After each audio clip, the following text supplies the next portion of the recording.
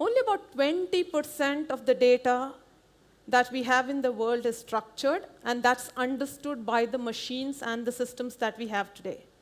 And about 80%, the remaining 80% of the data is unexploited and unexplored.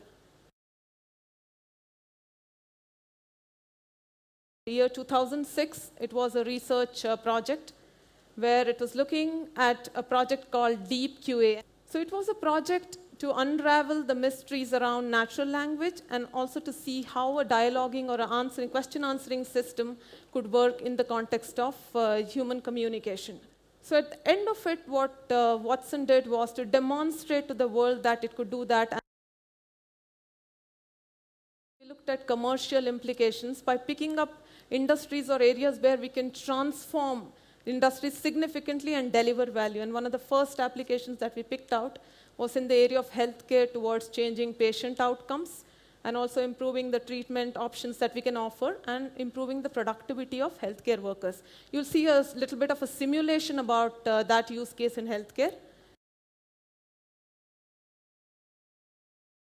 Dr. Mark Norton, a clinical oncologist, is preparing to see a patient. He logs into the electronic medical record, and instead of spending time trying to find relevant information, he uses the IBM Watson Oncology Diagnosis and Treatment Advisor. He pushes the Ask Watson button, and Watson analyzes the patient data against tens of thousands of documents from its vast body of medical literature. Dr. Norton starts with the Case Information tab, where Watson has pulled out the relevant information, as well as suggestions for additional information to gather.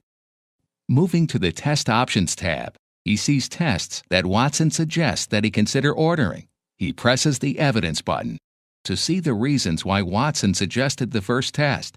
Then he drills down further into a specific reference that supports the suggestion.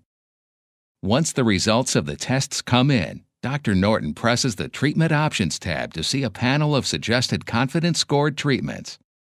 He also sees a list of clinical trials to consider. Again, he reviews the supporting documentation by pushing the Evidence button. Dr. Norton has new information to add to the case, so he pushes the blue Watson avatar on the bottom and speaks directly into the microphone. He makes sure that his words have been transcribed correctly and submits the new information. Watson returns a revised set of confidence-scored treatment suggestions that take the new information into account. It also updates the list of clinical trials to consider. Shifting gears from Dr. Gordon's role to that of a hospital or health plan administrator, the advisor provides a customizable dashboard showing key performance indicators like where the advisor is being used, how it's performing, and what information sources are most useful. The administrator can drill down into the data more specifically to get more details, such as performance over different time spans, metrics on specific types of cancer, or in this case, a narrower geographic area. This is just one of the many areas that Watson's cognitive capabilities can be applied to help people live and work in better ways.